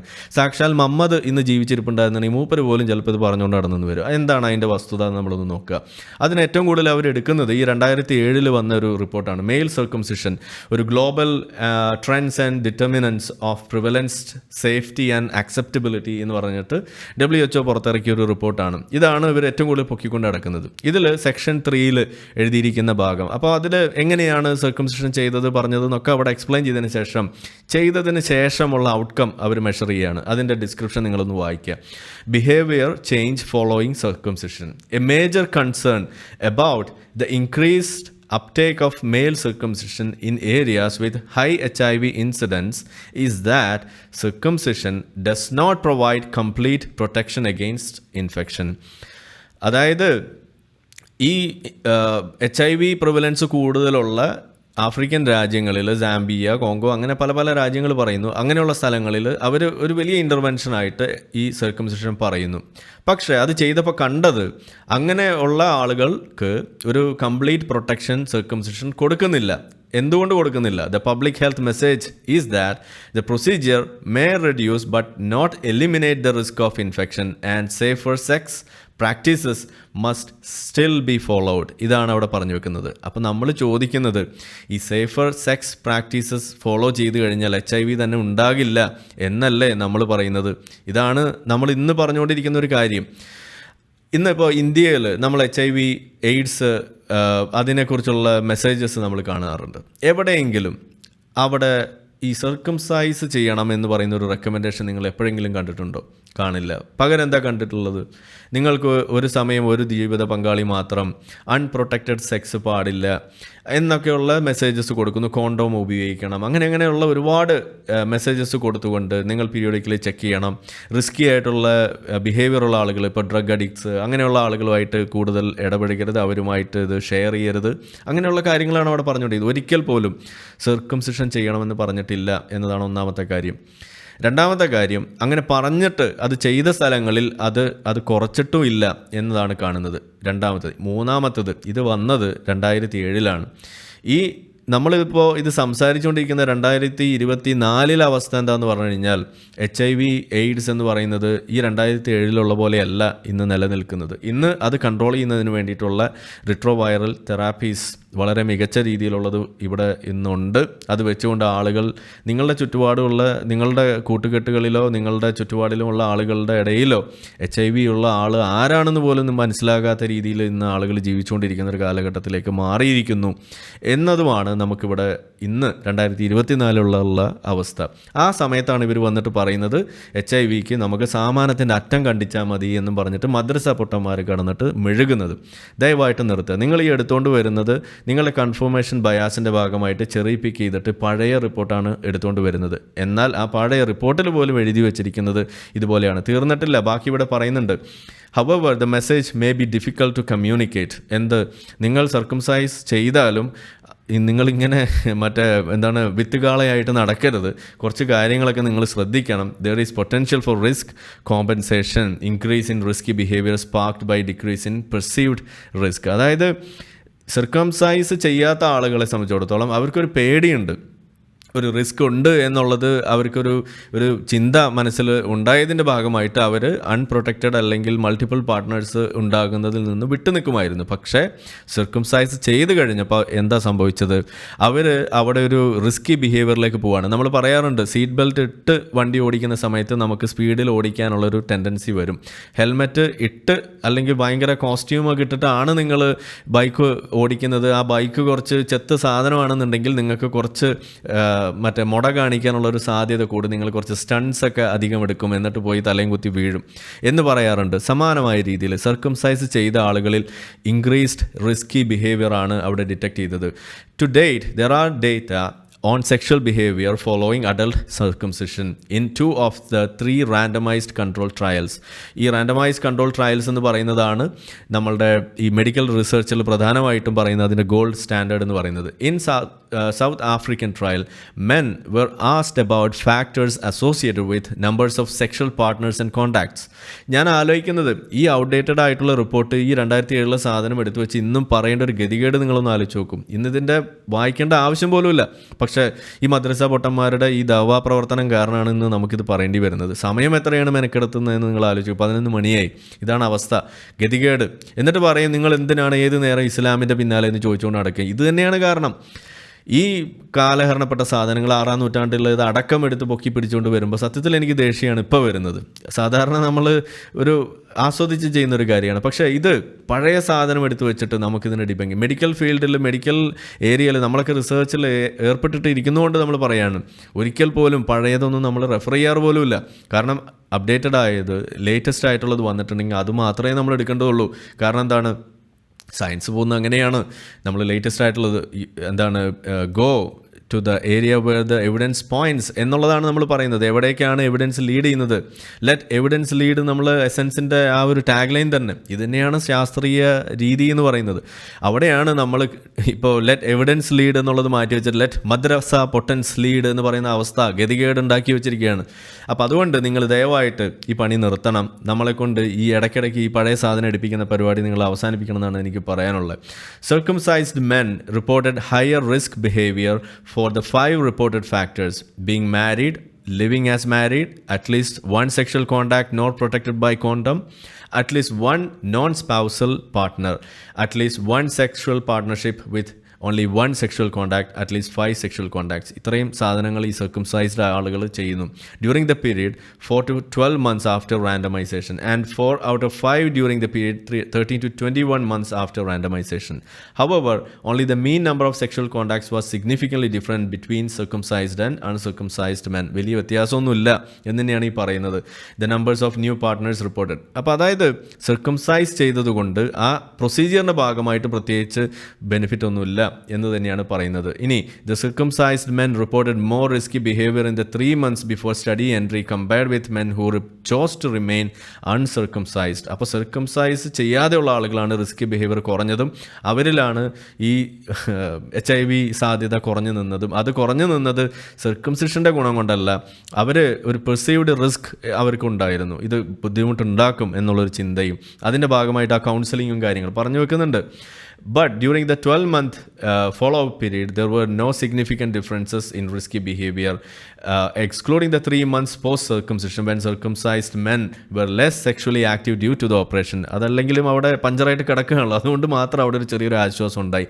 അല്ലെങ്കിൽ രണ്ടും കണക്കാണ് എന്നാണ് എഴുതി വെച്ചിരിക്കുന്നത്. അപ്പോൾ ഇനിയെങ്കിലും ഇത് എഴുന്നള്ളിച്ചുകൊണ്ട് വരുന്നു എന്ന് നിർത്തുക. ഇനി ഇതിൻ്റെ അവസാനം ഇതിൻ്റെ സമ്മറിയിൽ എഴുതി വെച്ചിരിക്കുന്ന ഒരു കാര്യമാണ്. To date there is modest evidence of risk compensation following adult male circumcision and care must be taken to embed any male circumcision provision within existing HIV prevention packages that include intensive counselling on safer sex, particularly regarding reduction in number of recurrent sexual partners and correct and consistent use of male and female condoms. ഇത് തന്നെയല്ലേ നമ്മുടെ നാട്ടിലും ചെയ്തുകൊണ്ടിരിക്കുന്നത്? ഇതല്ലേ ഇവിടെ ചെയ്യാൻ പറഞ്ഞിട്ടുള്ളൂ? അപ്പോൾ നമ്മൾ സാധാരണ പറയാറുണ്ട്, പരീക്ഷ എഴുതാൻ പോകുമ്പോൾ രണ്ടുപേര് പോകുന്നു. ഒരാൾ പ്രാർത്ഥിച്ചിട്ട് നന്നായിട്ട് പഠിച്ചിട്ട് എഴുതുന്നു, മറ്റേ ആൾ നന്നായിട്ട് പഠിച്ചിട്ട് എഴുതുന്നു. പക്ഷേ മാർക്ക് വരുന്ന സമയത്ത് രണ്ടുപേർക്കും നല്ല മാർക്ക് കിട്ടിയ പറയും മറ്റവൻ പ്രാർത്ഥിച്ചുകൊണ്ടാണ് കിട്ടിയത്, ഇവന് പഠിച്ചുകൊണ്ടാണ് കിട്ടിയതെന്ന് പറയും. ഇതിലെന്താ വ്യത്യാസമുള്ളത്? രണ്ടുപേരും സത്യത്തിൽ മാർക്ക് കിട്ടിയത് പഠിച്ചതുകൊണ്ടാണ്. പക്ഷേ അതിന് മുന്നേ പ്രാർത്ഥിക്കുക എന്ന് പറയുന്ന ഒരു സാധനം ചെയ്തുകൊണ്ട് നമ്മളെ മദ്രസ പൊട്ടന്മാരെന്ത് പറഞ്ഞുകൊണ്ട് നടക്കും? അത് സർക്കംസൈസ് ചെയ്തുകൊണ്ടാണ് അവർക്ക് സംഗതി കുറഞ്ഞു നിന്നതെന്ന്. സത്യത്തിൽ അങ്ങനെ ഒരു കുറവുണ്ടായിട്ടില്ല. കുറവുണ്ടായിട്ടുണ്ടെങ്കിൽ അതിൻ്റെ കുറവുണ്ടായത് ഞാനും മറ്റേ കുറുക്കം പറയുന്ന ഡയലോഗ് ഉണ്ടല്ലോ, ഞാനും ആനയും കൂടിയാണ് സിംഹത്തിനെ കുത്തിക്കൊന്നതെന്ന് പറയുന്ന പോലെയാണ് ഇവിടെ കാര്യങ്ങൾ. ഇവിടെ ഫലിച്ചിരിക്കുന്നത് ഈ തരത്തിലുള്ള മറ്റ് ആഡ് ഓൺസ് അല്ലെങ്കിൽ ആക്സസറീസ് എന്ന് പറയുന്ന സംഗതികൾ, ഇതിൻ്റെ കൗൺസിലിംഗ്, സേഫർ സെക്സ് പ്രാക്ടീസസ്, അതുപോലെയുള്ള കാര്യങ്ങളാണ് ഇവിടെ ഫംഗ്ഷൻ ആയിരിക്കുന്നത്. ഇത് തന്നെ 2007 പഴങ്കഞ്ഞിയാണ് എന്നും കൂടി ഒന്ന് ഓർത്തേക്കുക. ഇത് ദയവായിട്ട് ഇനി പൊക്കി പിടിച്ചുകൊണ്ട് വരരുത്. ഇനി 21 പുതിയ ഭാഗങ്ങൾ നിങ്ങൾ കേട്ടോളൂ. Circumcision is unethical and unlawful. ഇത് വന്നിരിക്കുന്നത് publish online by Cambridge university പ്രസ്സിൽ, അവരുടെ ലോ ആൻഡ് എത്തിക്സിൻ്റെ ഒരു ജേർണലിൽ വന്നിരിക്കുന്ന ഒരു കാര്യമാണ്. അതിൻ്റെ ആ അബ്സ്ട്രാക്റ്റിൻ്റെ അവസാനത്തെ പാര നിങ്ങളൊന്ന് വായിക്കുക. അതിൽ എഴുതിയിരിക്കുന്നത് എ ജർമ്മൻ കോഡ് ഹെൽഡ്, മുഴുവൻ വായിക്കാം, അത് ഒരുപാട് നേരം എടുക്കും. A German court held that circumcisions constitutes criminal assault under existing United States law and international human rights declaration as well. Circumcision already violates boys' absolute rights to equal protection, bodily integrity, autonomy and freedom to choose their own religion. ഇതെല്ലാം അവിടെ violate ചെയ്യുന്നു. A physician has a legal duty to protect children from unnecessary interventions. Physicians who obtain parental permission through spurious claims or omissions or rely on the American Academy of Pediatrics position also risk liability for misleading parents about circumcision. അപ്പോൾ അതൊന്നും ഇന്ന് നിലവിൽ valid അല്ല എന്ന് തന്നെയാണ്. ഇത് ചെയ്തതിൻ്റെ പേരിൽ പല ഡോക്ടർമാർ പുറത്ത് തൂങ്ങുന്ന ഗതികേടാണ് ഇവിടെ ഉള്ളത്. സമാനമായ ഒരു സംവിധാനം, ഒരു അവസ്ഥ നമ്മുടെ നാട്ടിൽ ഉണ്ടാക്കുക എന്ന ഉദ്ദേശത്തിൽ തന്നെ ആയിരുന്നു ഞാൻ നമ്മളുടെ ഓർഗനൈസേഷൻ വഴി നമ്മളുടെ ഇവിടുത്തെ കുറച്ച് ആളുകളെയും കൂട്ടി കേസിന് പോയത്. അത് വിട്ടിട്ടില്ല, അതിൻ്റെ ബാക്കി പണി ഇനി തുടരും. ഇനി British Medical Association non therapeutic male circumcision of children practical guidance for doctors, ഏറ്റവും ലേറ്റസ്റ്റ് ആയിട്ട് അവർ പറഞ്ഞു വെച്ചിരിക്കുന്നത്, at present the medical literature on health including sexual health implications of circumcision can be contradictory and often subject to claims of bias in research. അവിടെ എവിടെയും കൺക്ലൂസീവായിട്ട് പറയുന്നില്ല എൻ്റെ പ്രിയപ്പെട്ട മദ്രസ പൊട്ടന്മാരെ, ദയവായിട്ട് അത് പൊക്കി പിടിച്ചുകൊണ്ട് വരാതിരിക്കുക. ഇനി ന്യൂ ബോൺ സർക്കംസിഷൻ ടെക്നിക്സ്, അത് അമേരിക്കൻ ഫാമിലി ഫിസിഷ്യൻ, അതിൽ ആ വാചകം മാത്രം ഒന്ന് നിങ്ങൾ വായിച്ചോളൂ. The American Academy of Pediatrics, the American College of Obstetricians and Gynecologists, the Centers for Disease Control and Prevention and the American Academy of Family Physicians recognize that there are health benefits of newborn male circumcision but do not universally recommend the procedure.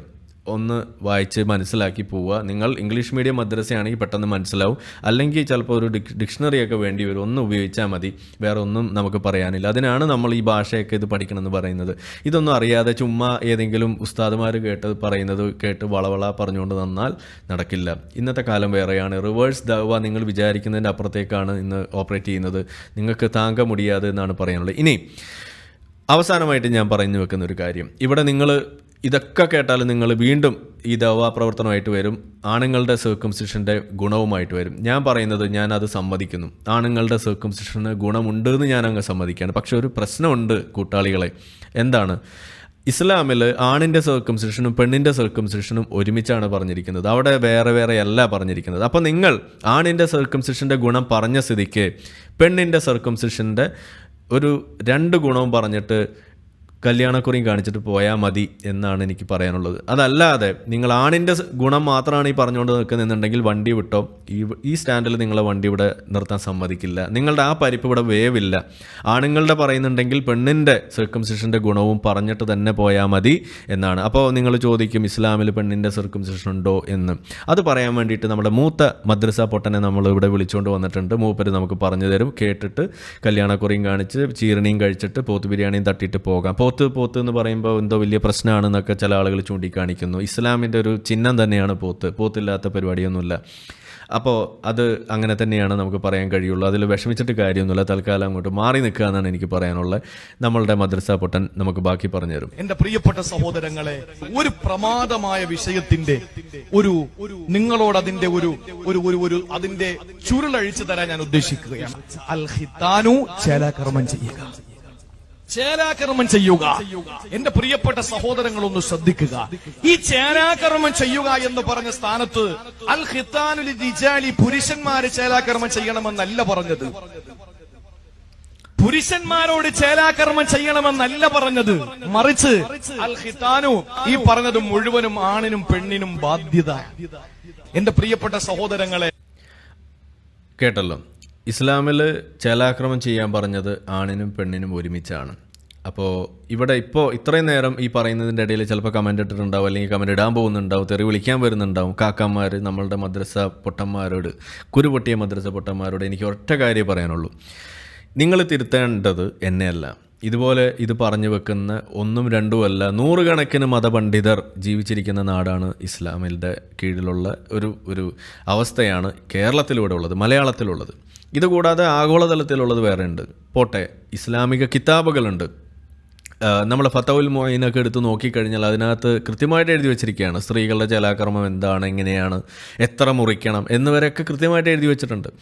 അപ്പോൾ നമ്മളെ വന്ന് തിരുത്തുന്നതിന് പകരം നിങ്ങൾ ചെയ്യേണ്ടത് ഇതുപോലെയുള്ള ഉസ്താദുമാരെ തിരുത്താൻ ചെല്ല. നമ്മളിത് വിളിച്ച് പറഞ്ഞിരിക്കും, ഇത് ഇസ്ലാമിനകത്തുള്ളതാണ് എന്ന് നമുക്ക് ബോധ്യമുള്ളതുകൊണ്ടും നമുക്കത് കേട്ട് പരിചയമുള്ളതുകൊണ്ടും കണ്ടിട്ടുള്ളതുകൊണ്ടും അത് അറിയുന്ന ആളുകൾ എന്നുള്ള രീതിയിൽ ഈ മതം വിടാൻ സാധ്യത ഉണ്ടായതിൻ്റെ ഭാഗമായിട്ട് നമുക്കത് പറയാൻ സാധിക്കുന്നത് കൊണ്ടും ഇത് എടുത്ത് പറഞ്ഞുകൊണ്ടിരിക്കുക. അപ്പോൾ നിങ്ങൾ ഇവിടെ വന്ന് കുരു പൊട്ടിച്ചിട്ട് ഒരു കാര്യമില്ല.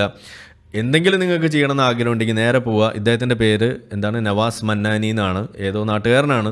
എന്തായാലും അവിടെ പോയിട്ട് ഇയാളെങ്കിലും ഒന്ന് ഇത് തിരുത്തി കാണിച്ചിട്ട് തിരിച്ച് പറയിപ്പിച്ചിട്ട് എന്നിട്ടാവട്ടെ നിങ്ങളുടെ ഈ എന്താ പറയുക, ഈ ഒരു എന്താ പറയുക, നിങ്ങളുടെ ഒരു എനർജി പുറത്ത് കളയേണ്ടത്. അതല്ലാതെ ഇവിടെ കിടന്നിട്ട് നിങ്ങൾ വെകളി കൊണ്ടിട്ട് ഒരു കാര്യമില്ല. ബാക്കി പറയട്ടെ. ഖിത്താൻ എന്ന് പറയുന്നത്, ചേലാകർമ്മം ചെയ്യുക എന്ന് പറയുന്നത്, അത് ആണിനും പെണ്ണിനും അള്ളാഹുവിന്റെ ദീൻ പറഞ്ഞിട്ടുള്ള കാര്യമാണ്. കേരളത്തിൽ പൊതുവെ നമ്മളൊക്കെ അംഗീകരിക്കുന്നത് മഹാനായ ശൈഖ് സൈനുദ്ദീൻ മഖ്ദൂം റളിയല്ലാഹു തആല അൻഹുവിന്റെ ഫതുഹുൽ ഖൈൻ എന്ന ഗ്രന്ഥമാണ്. അതിൽ വളരെ വ്യക്തമായിട്ട് കൊടുത്തിട്ടുണ്ട്, ആണിനും പെണ്ണിനും ചേലാകർമ്മം നിർബന്ധമാണ്. ദീനിന്റെ ഏതെങ്കിലും രീതിയിലുള്ള കൽപ്പനകൾക്ക് വിധേയമായതല്ല. കേട്ടല്ലോ, ഞാനിനി പറഞ്ഞു എൻ്റെ കയ്യിൽ നിന്നിട്ടൊന്നും പറഞ്ഞേക്കരുത്. ഉസ്താദ് തന്നെയാണ് പറഞ്ഞത് ഫതവുൽ മുഈനിലുണ്ടെന്ന്. ഫതവുൽ മുഈൻ പോയി വായിക്കേ, ഇതൊക്കെ എവിടെ വേണേലും കിട്ടും. ചില ആളുകളുണ്ട് നമുക്കിങ്ങനെ പേഴ്സണൽ മെസ്സേജ് അയച്ചുകൊണ്ടിരിക്കും, അതിൻ്റെ ഇതിട്. നിങ്ങൾക്കൊക്കെ അന്വേഷിച്ചാൽ കിട്ടുന്ന ഒരു കാലഘട്ടത്തിലാണ് ജീവിച്ചുകൊണ്ടിരിക്കുന്നത്. ചുമ്മാ മലയാളം ടൈപ്പ് ചെയ്യാൻ അറിയുന്നവർക്ക്, ഇംഗ്ലീഷിൽ ടൈപ്പ് ചെയ്യാൻ അറിയുന്നവർക്ക് എങ്ങനെ വേണമെങ്കിലും സെർച്ച് ചെയ്യാൻ പറ്റിയാൽ അത് കിട്ടാവുന്ന മേഖലകൾ ഇന്നുണ്ട്. ഗൂഗിൾ സെർച്ച് ചെയ്യുന്നത് തന്നെയാണ് നല്ലത്. ഇസ്ലാം സംബന്ധിച്ച് നമ്മൾ ബാഡ് അല്ലെങ്കിൽ ചാറ്റ് ജിപിടിയിലൊന്നും ചോദിച്ചിട്ട് ഒരു കാര്യമില്ല. ഒക്കെ മണ്ണുണ്ണികളാണ്. ഇസ്ലാമിൻ്റെ കാര്യമൊന്നും അവർക്ക് പറയില്ല. അത് ചോദിക്കാൻ പാടില്ല എന്നാണ് അവർ പറയുന്നത്. അതുകൊണ്ട് അവരെ വിട്ടേക്ക്. ഗൂഗിൾ തന്നെയാണ് നമുക്ക് ശരണം ഇക്കാര്യത്തിൽ. എന്റെ പ്രിയപ്പെട്ട സഹോദരങ്ങൾക്ക് വിധേയമായതല്ല, അത് ദീനി വിരുദ്ധമാണ് എന്ന് വിലയിരുത്തിക്കൊണ്ട് ആളുകൾ സംസാരിച്ചു. എനിക്ക് ഈ വിനയത്തോടു കൂടിയിട്ട് എന്റെ പ്രിയപ്പെട്ട രാഷ്ട്രീയ നേതാക്കന്മാരോട് ഒരു കാര്യം പറയാനുള്ളത്, സാംസ്കാരിക നേതാക്കന്മാരുടെ ഒരു കാര്യം പറയാനുള്ളത്. ഇദ്ദേഹം ഇത് പറയുന്നതിൻ്റെ ഒരു കോണ്ടെക്സ്റ്റ് ഞാൻ പറഞ്ഞു തരണം. കേരളത്തിൽ 2017 കോഴിക്കോട് ഭാഗത്ത് പ്രവർത്തിച്ചിരുന്ന ഒരു ക്ലിനിക്കിൽ നിന്നും സ്ത്രീകളുടെ ചേലാകർമ്മം ചെയ്തതുമായി ബന്ധപ്പെട്ട ഒരു പ്രശ്നം ഉണ്ടാവുകയും അവിടെ അത് ചെയ്തുകൊണ്ടിരുന്ന ഡോക്ടറെയും ആ ക്ലിനിക്ക് പൂട്ടുകയും ഒക്കെ ചെയ്തിരുന്നു. ആ ഡോക്ടറെ പിടിച്ച് അറസ്റ്റ് ചെയ്യുകയൊക്കെ ചെയ്തിരുന്നു. ആ സമയത്ത് മുസ്ലിം ലീഗ് ആയിരുന്നു അതിൻ്റെ മുന്നിൽ നിന്ന് അത് അടച്ചു പൂട്ടാൻ വേണ്ടിയിട്ട് മെനക്കെട്ടത്. ആ സമയത്ത് ഇസ്ലാമിലെ തന്നെ കുറേ പണ്ഡിതന്മാർ മുന്നോട്ട് വന്നിട്ട് മുസ്ലിം ലീഗിനെ വിമർശിക്കുന്ന ഒരു സംഭവം ഇവിടെ ഉണ്ടായി. ചേലാകർമ്മം സ്ത്രീകളുടേത് ഇസ്ലാമികമാണ് എന്ന് എഴുതിയ ഒരുപാട് ആളുകളുണ്ട്. ഞാനത് സംബന്ധിച്ച് വേറൊരു വീഡിയോ ചെയ്തിട്ടുണ്ട്. അതിൻ്റെ ലിങ്ക് ഞാൻ ഇവിടെ കൊടുക്കാം. വിശദമായിട്ട് അതിനകത്തുണ്ട്. ഓരോ ഡോക്യുമെൻറ്റ്സും വായിച്ച് തന്നെയാണ് അതിനകത്ത് പോകുന്നത്. ഞാൻ പറഞ്ഞത് ഇനിയിപ്പോൾ നേരം വെളുക്കും, അതുകൊണ്ടാണ് ഞാനതിവിടെ വായിക്കാത്തത്. അത് നിങ്ങൾ കാണുക. അപ്പോൾ ആ ഒരു കോണ്ടാക്സിൽ ആ സമയത്ത് നടന്ന ആ വിഷയത്തെ അധികരിച്ചുകൊണ്ടാണ് ഇദ്ദേഹം ഇവിടെ ഇത് പ്രസംഗിക്കുന്നത് എന്നൊന്ന് ഓർക്കുക. എന്റെ പ്രിയപ്പെട്ട സഹോദരങ്ങളെ, നിങ്ങൾ ദീനീ വിഷയങ്ങൾ പറയുമ്പോൾ സൂക്ഷിക്കേണ്ടിയിരിക്കുന്നു. നിങ്ങൾ ദീൻ പഠിക്കാതെയാണ് പറയുന്നത്. നിങ്ങൾ ദീൻ പഠിക്കാതെയാണ് പറയുന്നത്. നിങ്ങളോട് ആരാ പറഞ്ഞത് ഈ ചേലാകർമ്മം സ്ത്രീകൾ ചെയ്യുന്നത് അത് ദീനീ വിരുദ്ധമാണെന്ന്? ആരാ നിങ്ങളോട് പറഞ്ഞത്? ഗൗരവത്തോടു കൂടി എന്റെ പ്രിയപ്പെട്ട സഹോദരങ്ങൾ മനസ്സിലാക്കാനുള്ളത്, ആരാ പറഞ്ഞത്? ഇസ്ലാം എന്താണ് എന്നറിയാത്ത, അവരുടെ തലയിലാണ് ഇസ്ലാം എല്ലാം ഇരിക്കുന്നത് എന്ന അഹങ്കാരം കൊണ്ട് നടക്കുന്ന മദ്രസ പൊട്ടന്മാരാണ് പറഞ്ഞത് ഇത് സ്ത്രീ ചേലാകർമ്മം ദീനീ വിരുദ്ധമാണ് എന്ന്. അപ്പോൾ മദ്രസ പൊട്ടന്മാരോട് ഞാൻ ആ വാക്ക് തന്നെ ഉപയോഗിക്കുള്ളൂ. നിങ്ങൾ ചെയ്യേണ്ടത് ഇതുപോലുള്ള ഉസ്താദുമാരെ കണ്ട് പഠിക്കണം. ഉള്ളത് പറയാൻ നിങ്ങൾക്ക് സാധിക്കണം. ഇസ്ലാമിനകത്തുള്ളത് അത് ഇസ്ലാമിനകത്തുണ്ടെന്ന് സമ്മതിക്കാൻ നിങ്ങൾക്ക് എന്താ ബുദ്ധി? ഞങ്ങൾ സമ്മതിക്കുന്നില്ല, ഉസ്താദ് സമ്മതിക്കും. പിന്നെ നിങ്ങൾക്ക് സമ്മതിച്ചാൽ എന്താ? അപ്പോൾ നിങ്ങൾക്കത് അറിയില്ല എന്നതാണ്. ഇത് അറിയാത്ത ആളുകളായിരുന്നു എൻ്റെ ഭാര്യയും ഭാര്യയുടെ വീട്ടുകാരും എൻ്റെ വീട്ടുകാരും ഒക്കെ. അതുപോലെ തന്നെയാണ് ഇവിടെയുള്ള ഭൂരിഭാഗം ആളുകൾ. അറിയുന്ന ആളുകൾ ഒളിച്ചും പാത്തും ഇതൊക്കെ പോയി കണ്ടിക്കാൻ വേണ്ടി നടക്കാറുണ്ട്. സ്ത്രീകൾ, ചെറിയ കുട്ടികളുടെ സർക്കംസിഷൻ ഇന്നും ഇവിടെ നടക്കുന്നുണ്ട് എന്നത് ഒരു എന്താ പറയുക, പുറത്താരും പറയാത്ത ഒരു സംഗതി കൂടിയാണ് എന്ന് ഞാൻ ഈ ഒരു അവസരത്തിലൊന്ന് പറഞ്ഞു വെക്കുകയാണ്. പെണ്ണിനും നിർബന്ധമായ, എന്നാൽ മിക്ക ഇമാമിയങ്ങളുടെ അടുക്കലും പെണ്ണുങ്ങൾക്ക് സുന്നത്താണ് എന്ന് പറയുന്ന ഒരു കാര്യമാണ് ചേലാകർമ്മം എന്ന് പറയുന്നത്. അത് ഏത് ഭാഗമാണ് അത് അതിന്റെ കർമ്മം നടത്തേണ്ടതെന്നും അത് എങ്ങനെയാണ് അതിന്റെ ഭാഗങ്ങൾ അത് എങ്ങനെയാണ് ശരീരത്തിൽ നിന്ന് നീക്കം ചെയ്യേണ്ടതെന്നും ഒക്കെ വളരെ വ്യക്തമായിട്ട് ഗ്രന്ഥങ്ങളിൽ, കർമ്മശാസ്ത്ര ഗ്രന്ഥങ്ങളിൽ കൊടുത്തിട്ടുണ്ട്. പുരുഷന്മാരെ സംബന്ധിച്ചിടത്തോളം ചേലാകർമ്മം എന്ന് പറയുന്നത് അത് പരസ്യമാക്കി ചെയ്യൽ സുന്നത്തും സ്ത്രീകളുടെ ചേലാകർമ്മം അത് രഹസ്യമായി ചെയ്യൽ സുന്നത്താണ് എന്ന് കർമ്മശാസ്ത്ര ഗ്രന്ഥങ്ങളിൽ വളരെ വ്യവസ്ഥാപിതമായി വ്യക്തമായി കൊടുത്തിട്ടുള്ള സാഹചര്യത്തില് എന്റെ പ്രിയപ്പെട്ട സഹോദരങ്ങൾ അറിയുക, ചേലാകർമ്മം എന്ന് പറയുന്നത് സ്ത്രീക്കും പുരുഷനും നിർബന്ധമായ കാര്യമാണ്. അത് സ്ത്രീകളുടെ വിഷയത്തിൽ സുന്നത്താണ് എന്ന അഭിപ്രായം മിക്ക ഉലമാക്കളും പറഞ്ഞിട്ടുണ്ട്. കേരളത്തിൽ എന്തുകൊണ്ട് ഇതുവരെ നടന്നിട്ടില്ല എന്ന് ചോദിച്ചാൽ, ഇത് കൈകാര്യം ചെയ്യാൻ പറ്റിയ സ്ത്രീകൾ നമ്മുടെ ഈ കേരളത്തെ സംബന്ധിച്ചിടത്തോളം ഇല്ല. പല നാടുകളിലും അത് ചെയ്തു വരുന്നുണ്ട്. എന്റെ പ്രിയപ്പെട്ട സഹോദരങ്ങളെ, അതുകൊണ്ട് അത് ദീനീ വിരുദ്ധമാണെന്ന് എഴുതള്ളാൻ പാടില്ല. അത് അള്ളാഹുവിന്റെ ദീനോടുള്ള വെല്ലുവിളിയാണ്. മദ്രസ പൊട്ടന്മാർ ജാഗ്രതയായി. നിങ്ങളത് ഇസ്ലാമിലില്ല എന്ന് പറഞ്ഞു കഴിഞ്ഞാൽ അള്ളാഹു നിങ്ങളെ സീവിടൈൻ അങ്ങനെയാണല്ലോ പറയല് അല്ലേ? അപ്പോൾ വെറുതെ പണി ചോദിച്ചു വാങ്ങരുത് എന്നാണ് എനിക്ക് പറയുന്നത്. അള്ളാഹുവിൻ്റെ കോപം നിങ്ങളുടെ മുന്നിലേക്ക് വന്ന് വീഴും. ഇതൊക്കെ ഇസ്ലാമിൻ്റെ ഭാഗം തന്നെയാണ്. അപ്പോൾ എന്തിനാ ഇതിപ്പോൾ ഇവിടെ പ്ലേ ചെയ്തതെന്ന് ചോദിച്ചു കഴിഞ്ഞാൽ, നിങ്ങൾ സ്ത്രീകളുടെ ചേലാകർമ്മത്തിന് ഗുണം പറയുന്നില്ല, ഒച്ച വരുന്നില്ല, പൊങ്ങുന്നില്ല, നിങ്ങൾ ഒരു കാരണം പോലും പറയുന്നില്ല, ഒരു ഗുണമായിട്ട് ഒരു കാര്യം പോലും നിങ്ങൾ എടുത്തു വെക്കുന്നില്ല. നിങ്ങൾ ആണുങ്ങളുടെ ചേലാകർമ്മത്തിന് ഗുണം മാത്രമേ പറയുന്നുള്ളൂ. അത് ഞാനൊക്കെ എടുക്കുന്നു. ഇനി നിങ്ങൾ ഒരക്ഷരം കൂടുതൽ മിണ്ടണമെന്നുണ്ടെങ്കിൽ ആദ്യം സ്ത്രീകളുടെ ചേലാകർമ്മത്തിൻ്റെ ഗുണവും കൂടി പറഞ്ഞിട്ട് പോയാൽ മതി എന്നതാണ് എനിക്ക് പറയാനുള്ളത്. അതല്ലാതെ നിങ്ങൾ വെറുതെ കിടന്നിട്ട് ഈ തരത്തിലുള്ള കാടൻ പ്രാക്ടീസസിന്, അതിന് ആധുനിക ലോകത്ത് എന്തെങ്കിലും ഒരു മതിപ്പുണ്ടാക്കിയെടുക്കാൻ വേണ്ടിയിട്ട് ശാസ്ത്രീയമാണെന്നൊക്കെ പറയാൻ വേണ്ടി ഇതുപോലെ ചെറിയിപ്പിക്ക് ചെയ്ത് പഴയ കാലത്തെ ഓരോ വാറോല സാധനങ്ങൾ എടുത്തുകൊണ്ട് വന്നിട്ട് HIV എന്നൊക്കെ പറഞ്ഞ് നടന്നാലൊന്നും കാര്യം നടക്കാൻ പോകുന്നില്ല. അതൊന്നും ഇന്നൊരു വലിയ അസുഖം പോലും അല്ലാതെ ആയി മാറിക്കണം. ഇനിയിപ്പോൾ അതിൻ്റെ വാക്സിൻ കൂടിയൊക്കെ കാര്യമായിട്ട് ഇവിടെ വന്നു കഴിഞ്ഞാൽ HIV എന്നൊക്കെ പറയുന്നത് നമ്മളെ ജലദോഷപ്പനി പോലെയൊക്കെ മാറുന്ന ഒരു അസുഖമായിട്ട് മാറും. ആളുകളൊന്നും അതിനെ പേടിക്കുന്നൊരവസ്ഥ ഇന്ന് ഇല്ലാതെ ആയിക്കൊണ്ടിരിക്കുന്നു എന്ന് പറയുന്നിടത്താണ് അതിൻ്റെ കാര്യങ്ങൾ. അപ്പോൾ അതുകൊണ്ട് ആ അസുഖത്തെ ലൈറ്റാക്കുകയല്ല ഞാൻ ചെയ്യുന്നത്. നിങ്ങൾ ആ പേരും പറഞ്ഞുകൊണ്ട് അതിൽ നിന്നും മുന്നോട്ട് പോയ കാര്യങ്ങളെ ഇന്നും പിന്നോട്ട് പോയിട്ട് അത് ഇന്നും ഉണ്ടെന്ന് വരുത്തി തീർത്തുകൊണ്ട് നിങ്ങളുടെ ഭാഗം അവിടെ സ്ഥാപിക്കാൻ വേണ്ടി ശ്രമിക്കുന്നത് വഴി നിങ്ങൾ ചെയ്തു വെക്കുന്നത് ഇതുപോലെയുള്ള കുട്ടികൾ വീണ്ടും വീണ്ടും കൊല്ലപ്പെടാനുള്ള അവസ്ഥ. ഞാൻ പറയുന്നു, ഈ മദ്രസ പീഡനത്തെക്കുറിച്ച് പറയുമ്പോൾ നമ്മളുടെ വീട്ടിൽ, നമ്മളുടെ ചുറ്റുപാടിൽ, നമ്മളുടെ ക്ലോസ് സർക്കിളിൽ ഒരു കുട്ടിക്ക് ഇതുപോലെ പീഡനം ഉണ്ടാകുമ്പോഴാണ് നമുക്ക് അതിൻ്റെ വിഷമം മനസ്സിലായിട്ടുള്ളൂ. എനിക്കത് ഉണ്ടായിട്ടുണ്ട് എൻ്റെ ഒരു ക്ലോസ് സർക്കിളിൽ. അതുകൊണ്ടാണ് ഞാൻ അതിൽ ഇത്രയും മാത്രം വളരെ ഒരു കാര്യമായിട്ട് തന്നെ ഇടപെടുന്നത്. സമാനമായ രീതിയിൽ ഞാൻ പ്രാക്ടീസ് ചെയ്തിരുന്ന സമയത്ത് ഹോമിയോ ക്ലിനിക്കിൽ ഇരിക്കുമ്പോൾ പോലും അവിടെ ഞാൻ വിശ്വാസിയായിരുന്ന കാലത്ത് പോലും ഒരു കുട്ടിയെ ഞാൻ രക്ഷിച്ചിട്ടുണ്ട്. അത് എൻ്റെ അടുത്ത് വന്ന ഒരു ഉമ്മ ചോദിക്കുകയാണ്, ഡോക്ടറെ, ഇവൻ്റെ മൂത്ത ആൾക്ക് സർക്കംസൈസ് ചെയ്ത സുന്നത്ത് ചെയ്തപ്പോൾ ചോര നിൽക്കാതെ വന്ന് ഒരുപാട് കഷ്ടപ്പെട്ടു. അങ്ങനെ ചെക്ക് ചെയ്തപ്പോഴാണ് മനസ്സിലായത് ഇവന് ബ്ലീഡിങ് ഡിസോർഡേഴ്സ് ഉണ്ടായിരുന്നു, ഫാക്ടർ റേറ്റിൻ്റെ കുറവ്, ഹീമോഫീലിയ എന്നൊക്കെ പറയുന്ന പ്രശ്നം.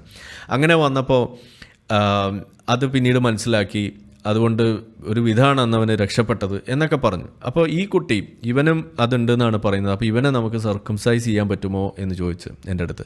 അപ്പോൾ നമുക്ക് സംഗതി ഹോമിയോ ഡോക്ടറാണെങ്കിലും ഈ സംഗതി ഡോക്ടറാണല്ലോ, അത്യാവശ്യം മെഡിക്കൽ നോളജ് അറിയുന്നതുകൊണ്ട് ഞാൻ പറഞ്ഞു, വേറെ പണിയൊന്നുമില്ലേ നിങ്ങൾക്ക്, ഈ കുട്ടീനെ കൊല്ലാനാണ് നിങ്ങളുടെ പരിപാടി എന്ന് ഞാൻ ചോദിച്ചത്. അന്ന് ഞാൻ ചോദിച്ച വാക്കാണത്. കാരണം ഈ ഹീമോഫീലിയ എന്ന് പറഞ്ഞു കഴിഞ്ഞാൽ അത് രക്തം കട്ട പിടിക്കാത്ത ഒരവസ്ഥ അവിടെ ഉണ്ടാവുകയും രക്തസ്രാവം അനിയന്ത്രിതമായിട്ട് അവിടെ ഉണ്ടാവുന്നതിൻ്റെ ഭാഗമായിട്ട് ആളുകൾ മരിച്ചു വീഴുന്ന അവസ്ഥയാണ്. അപ്പോൾ അതുകൊണ്ട് ഒരു കാരണവശാലും നിങ്ങളിത് ചെയ്യരുത്, തൽക്കാലം അവൻ്റെ കാര്യം പടച്ചോൻ നോക്കിക്കോളും എന്ന് പറഞ്ഞിട്ട് നിങ്ങൾ ആ കുട്ടീനെ കൊലയ്ക്ക് കൊടുക്കരുതെന്ന് പറഞ്ഞിട്ട് ആ ഒരു കുട്ടിയെ വിശ്വാസിയായിരിക്കാൻ ഞാൻ രക്ഷിച്ചിട്ടുണ്ട്. അത് ഇന്ന് ആലോചിക്കുമ്പോൾ ഞാൻ ഇന്ന് അഭിമാനം കൊള്ളുന്നൊരു കാര്യമാണ്. അപ്പോൾ അതുകൊണ്ട് ഞാൻ പറയുകയാണ്, ഇത് നമ്മളുടെ സർക്കിളിൽ വരുമ്പോഴേ നിങ്ങൾക്കത് മനസ്സിലാവും. നിങ്ങളുടെ കുടുംബത്തിലൊരു കുട്ടിക്ക് ഈ ഒരു അപകടം ഉണ്ടാകുമ്പോൾ അത് അന്ന് നിങ്ങൾ പഠിക്കും. നിങ്ങളുടെ വിശ്വാസം അത് സ്ഥാപിക്കാൻ വേണ്ടിയിട്ട് നിങ്ങൾ ചോര ഒഴുക്കേണ്ടത് നിങ്ങളുടെ കുട്ടിയുടെ അല്ല. അത്രയ്ക്ക് കടി നിങ്ങൾക്കുണ്ടെങ്കിൽ നിങ്ങൾ ചെയ്യേണ്ടത് നിങ്ങളുടെ വല്ല കയ്യോ കാലൊക്കെ മുറിച്ചിട്ട് ചോര കളഞ്ഞിട്ട് നിങ്ങൾ ആരെയാ പ്രസാദിപ്പിക്കേണ്ടതെന്നുണ്ടെങ്കിൽ അവിടെ പോയി പ്രസാദിപ്പിക്കുക. അതാണ് വേണ്ടത്. അല്ലാതെ കുട്ടികളുടെ ജീവിതം വെച്ച് ഇതുപോലെയുള്ള ആ ഒരു ഹ്യൂമൻ പീനിസിൻ്റെ ഒരു അനാറ്റമി പോലും നിങ്ങൾക്ക് മനസ്സിലാക്കാത്ത രീതിയിൽ ആ ഒരു സംഗതിയും വെച്ചുകൊണ്ട് അതൊക്കെ കുത്തി പിളർത്തി അത് മുറിച്ചു മാറ്റാനൊക്കെ നിൽക്കുമ്പോൾ നിങ്ങൾ ഒരു ക്രൂരത തന്നെയാണ് ചെയ്യുന്നത് എന്നൊന്ന് മനസ്സിലാക്കുക. അത് ചെയ്യരുത് എന്ന് പറഞ്ഞുകൊണ്ട് ഈ വിഷയങ്ങളെ നിങ്ങൾ അതിൻ്റെ വസ്തുതകൾ മനസ്സിലാക്കിയിട്ടാകട്ടെ ഇതിനെ എതിർക്കുന്നത്. അത് പറയാൻ വേണ്ടിയാണ് ഞാൻ ഈ അവസരം രണ്ടാമത് ഞാൻ ഉപയോഗിക്കുന്നത്. അത് ഉപയോഗിച്ചത് നിങ്ങൾക്ക് ഉപകാരപ്പെട്ടിട്ടുണ്ടാവുമെന്ന് വിചാരിക്കുന്നു. ചാനൽ തുടർന്നും സപ്പോർട്ട് ചെയ്യുക. Like, subscribe and share the videos and all other kind of supports. അത് വലിയൊരു നന്ദിയുണ്ട്. തുടർന്നും അതുണ്ടാവുമെന്ന് വിചാരിക്കുന്നു. ഇതിൻ്റെ ബാക്കി അപ്ഡേറ്റ്സ് മറ്റ് സമയങ്ങളിലായിട്ട് വീഡിയോ ആയിട്ട് വരാം.